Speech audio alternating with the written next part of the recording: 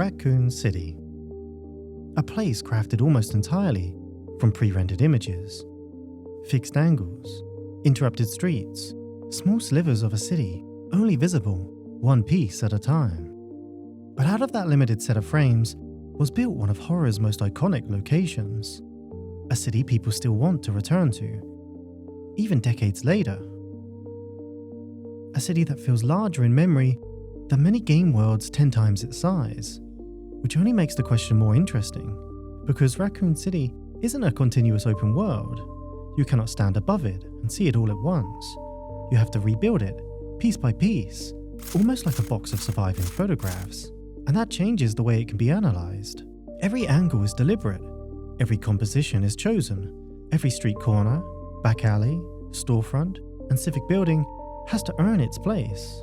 So rather than just asking what Raccoon City looks like, I want to ask something more specific. Does Raccoon City behave like a real city? Do these fragments suggest a place with real history, habits, pressure, and believable systems underneath them? Or do they only create the impression of one?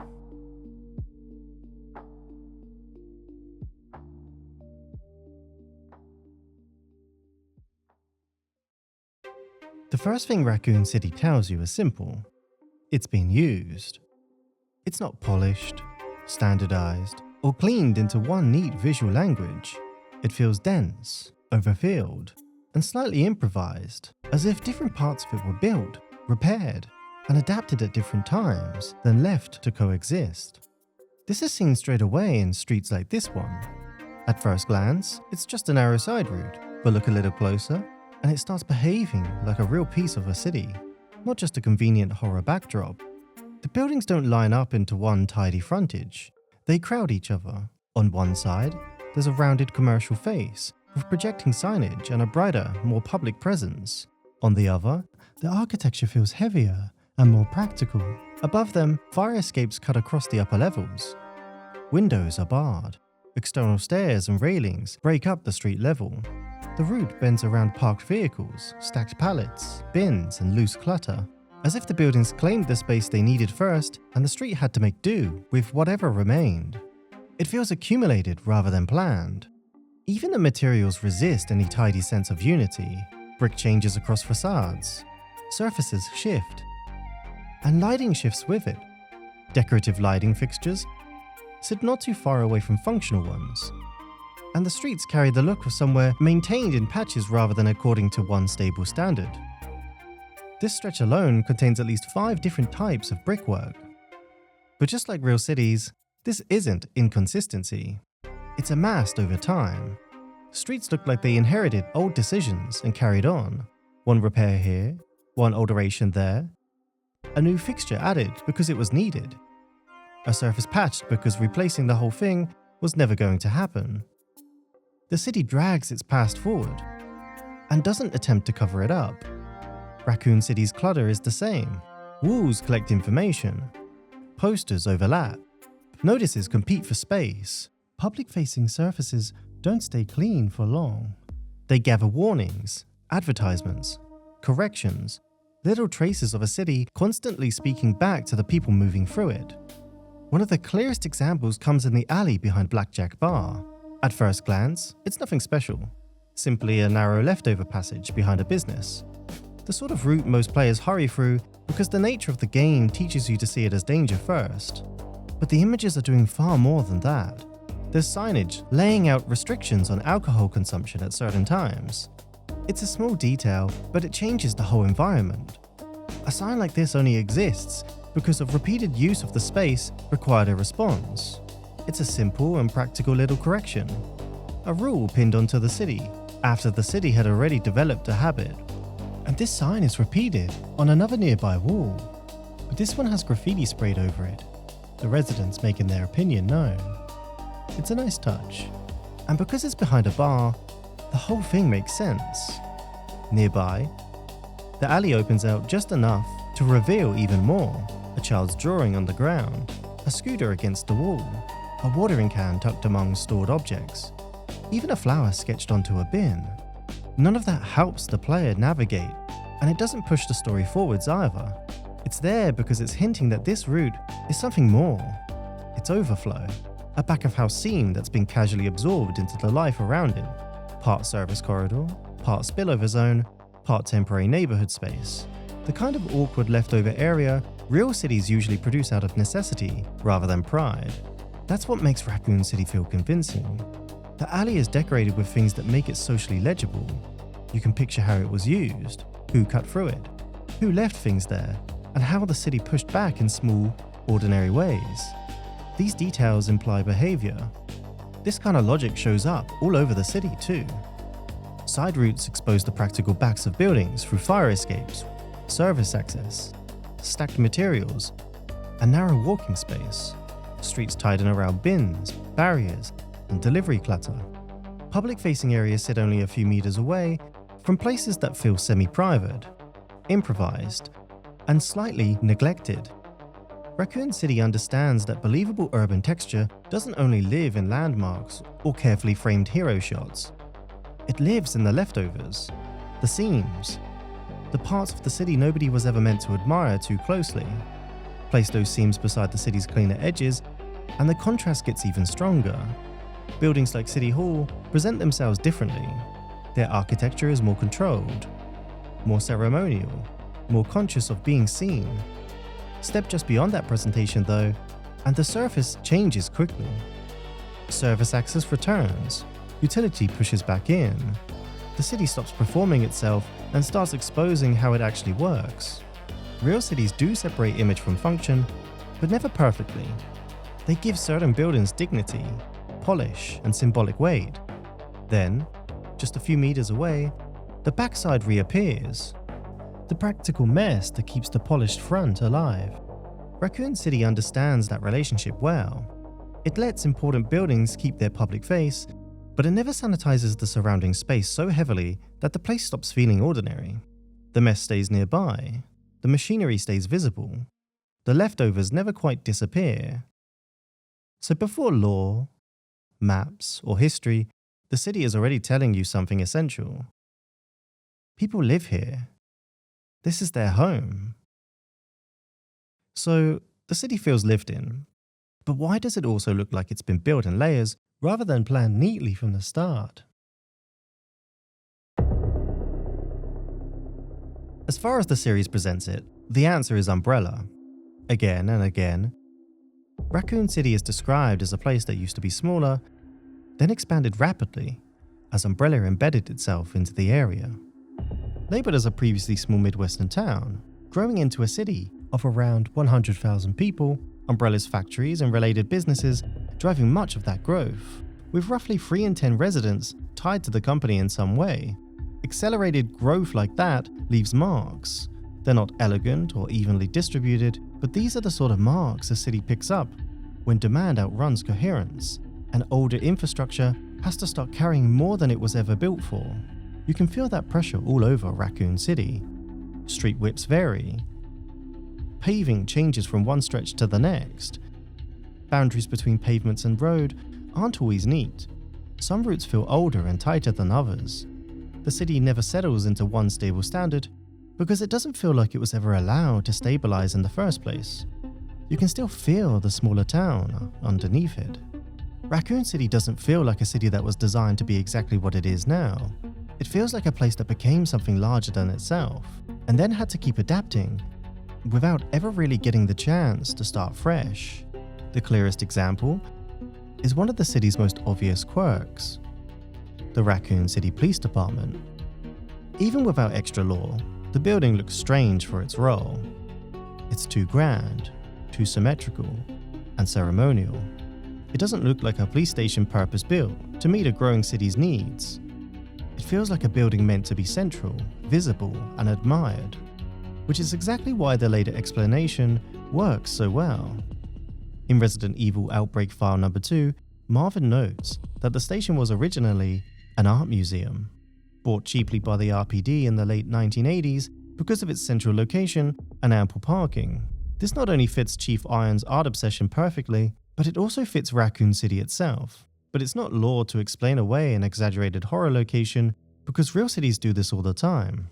Chicago's Old Main Post Office outlived the job it was built for, but not its place in the city. and after restoration, it reopened as a modern office space. Detroit's Michigan Central Station followed a similar path. Once a major rail hub, it lost its original role due to decline in passenger rail, stood empty for years, and still ended up valuable enough to be folded back into the city in a new way, now acting as a centerpiece for a larger technology and cultural district. Both of these buildings were repurposed due to their location and importance. That's the same basic logic the museum turned RPD follows.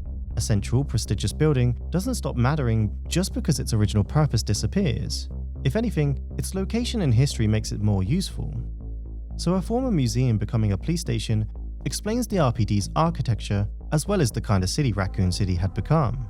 A city expanding too quickly to rebuild neatly, reassigning what it already has, and dragging older civic identity into a newer, more pressurized shape. Other parts of the city feel this way too.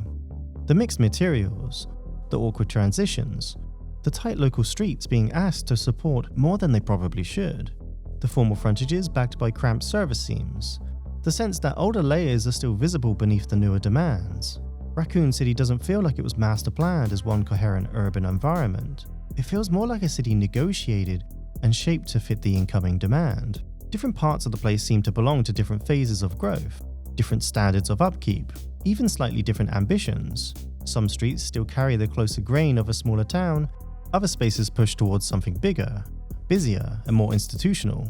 You can feel the city stretching beyond its original shape, without ever fully shaking that original shape off.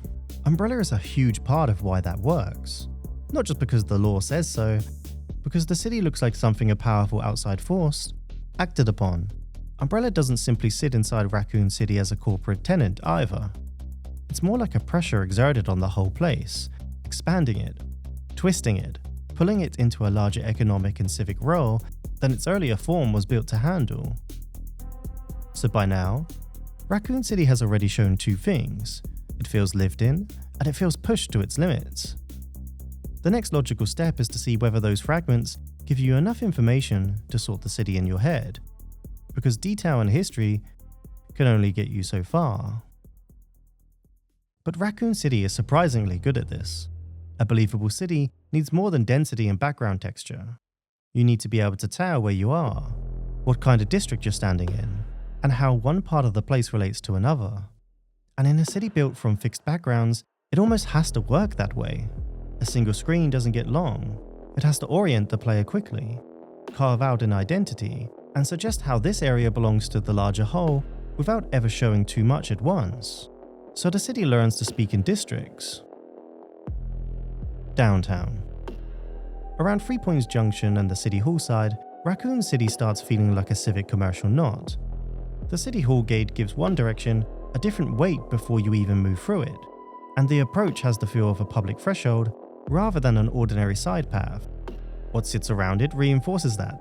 Retail frontage runs opposite the gate, with the shopping mall on the same stretch, then broadens into a larger downtown cluster rather than closing itself off. And nearby, the Raccoon Press adds another named civic business function into the same area. Another arm leads out towards the gas station, widening the district again into something more vehicle-focused and through-moving. Then, right inside that denser knot, the city makes room for something softer. Near the restaurant, the road opens onto a small water feature, giving the area a little presentation and breathing space, instead of treating every meter as pure circulation. Civic authority, retail frontage, media presence, vehicle access, a small decorative amenity, all of it packed close enough together to feel like a recognizable center. And then, just off that cleaner public face, the city starts revealing its back end again. This alley narrows the district into service frontage, side doors, smoking notices, cramped movement, and delivery style overflow. City Hall's architecture still hangs over parts of it, which keeps the whole space tied to the same downtown identity, even as its function shifts. From there, the district folds towards Lonsdale Yard, where the space becomes more contained and local, with railings, lamps, planting, and even a named frontage, giving it a more managed, semi-private feel. So downtown has landmarks and depth. It can present itself formally, then loosen into service seams and smaller contained pockets, without losing its sense of being one part of the same city. Uptown. Uptown is a little different. Where downtown gathers civic and commercial weight around a recognizable center, Uptown feels more compressed, more socially mixed, and more immediate. The Bookshop Street is a good place to see that shift. The road curves upwards towards the police department, but the street itself is defined less by institutional presence than by smaller consumer-facing businesses. Coffee, books, gallery space, lit signage, shopfront identities packed closer together. It feels more browsable, more local, and a little more intimate than the broader civic and commercial logic of downtown. The RPD still anchors the far end, which keeps the area tied to the wider city, but the texture of the district has changed. Business Main Street pushes that further. The signage gets denser, the road narrows. The whole strip starts feeling built from closely packed smaller businesses rather than larger public anchors. Even with barriers, police vehicles, and outbreak chaos layered over it, the street still reads immediately as a business strip with a stronger nightlife and consumer identity than the downtown nod. And just off those busier routes, Uptown keeps breaking down into smaller pockets. One side path is explicitly marked against vehicle use, with tighter boundaries and potted plants giving it a more local pedestrian feel. The residential street pulls the district closer to domestic life through apartment-facing fronts, stair structures, and narrower pressure without losing contact with nearby shops and bars. Then T-Dumpster Alley breaks the whole thing outward into a rougher edge of bins, apartment access, and service-heavy spillover, reminding you that even this more commercial and social district still has a backside. Uptown is organized around compression, frontage, and proximity, in contrast with downtown's civic weight. Clock Tower, Hospital, and Parkside. But then, the city changes rhythm again. Around the Clock Tower, Hospital, and Parkside of Raccoon City, it opens out. The pressure eases. The geometry broadens. The whole place starts breathing differently. The Clock Tower is central to that shift. It feels different to other ordinary city buildings or commercial destinations. Its height, clock face, statuary, and forecourt give it the kind of symbolic weight that instantly marks it out as a landmark belonging to an older or more ceremonial layer of the city. The approach helps too. As the route moves outwards, the city gradually eases away from the tighter commercial density. The roads are still urban, but the branch towards the park and hospital carries a quieter, more institutional mood. Then Raccoon Park broadens the public space with paths, benches, bridges, railings, and planted edges that feel built for strolling and lingering rather than just movement. The boardwalk and water features continue that shift with rope barriers, wooden walkways, and decorative bird statuary that pushes the area towards something more scenic and recreational. Nearby, the hospital keeps the whole district grounded in ordinary civic use rather than letting it drift into pure spectacle. So even without a full map, the city has already taught you something. Downtown is a civic and commercial knot. Uptown is tighter, denser, and more socially mixed. And the Clock Tower, Hospital, and Parkside form a looser, greener, and more ceremonial edge. You never really get the whole city, but you do get enough of it to start forming it in a way that feels believable. But that same strength brings its own complications, because a city built so well in fragments can feel stronger in memory than under total cartographic pressure. And that's where some interesting questions come up. By this point, Raccoon City has earned a lot of trust. It feels used, it feels pressured, and it can be understood. You can move through it and start building a mental picture almost without noticing. You can feel where the city tightens, where it opens out, where civic weight gathers, and where the different kinds of urban life begin clustering together. That's exactly why the more awkward parts get so interesting. There are some parts of the city that aren't perfect, but they can give us clues. The roads are one of the clearest examples. To be fair, narrow streets aren't a flaw by themselves. Older downtowns often work with tighter lanes and less generous space than modern suburban roads. On a street-by-street basis, a lot of Raccoon City works very well. Bookshop Street feels believable as a tighter commercial road curving towards the police department. Business Main Street works as a denser strip built from smaller frontage and tighter pressure. The Dirty Alley works perfectly as a back-of-house seam just off the city's cleaner civic face. So the problem isn't narrowness, it's proportion. Once you add up how much city this network is supposed to support, some of these routes begin to feel underscaled. This is a place with City Hall, the RPD, the press, a hospital, gas station, a major park, the clock tower, and transport links. Yet, many of the roads connecting those things still feel closer to intimate local streets than the clearer primary arteries you'd expect to bind a city like that together.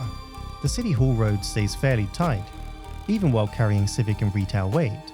The gas station arm still feels constrained for a route that implies through movement. Even the approach towards the hospital and park keeps a relatively narrow profile for an area that feels like a larger civic edge. So, what starts happening is fairly simple. At the level of the street, Raccoon City is extremely persuasive. At the level of the block, it's still strong. At the level of the district, it usually holds together very well. The strain starts showing when you try to force every fragment into one fully stable urban city. That's where certain relationships begin to loosen. Raccoon City often feels more coherent in atmosphere and district logic than when looked at as a whole city. The transitions feel right. The harder question only appears when you try to pin every single screen into one exact and fully settled whole. That's the point where the illusion starts showing its method, because these spaces weren't built first to satisfy a perfect overhead map. They were built to persuade, to make one screen memorable, to imply more city than they actually show, to give each fragment enough identity that your mind starts stitching the rest together on its own. That's why Raccoon City can feel so coherent while still leaving certain relationships slightly open. The fragments are strong enough to carry belief. So the city's greatest strength is that it works brilliantly in pieces.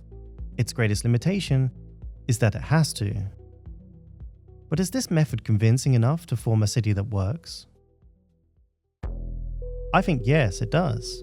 Not as a perfectly rationalized urban blueprint, not as a city you could flatten into one unquestionable map without any friction or open questions, but that was never the standard that made it convincing in the first place. What Raccoon City does so well is suggest use, pressure, hierarchy, and continuity, quickly enough that you start building the larger city in your head, before the games have to ever show it to you. It understands accumulation. It understands that buildings outlive their original purpose. It understands that service spaces gather just behind public ones, that districts need their own texture, and that a city starts feeling real once everyday life begins leaving marks behind. And some of those marks are tiny.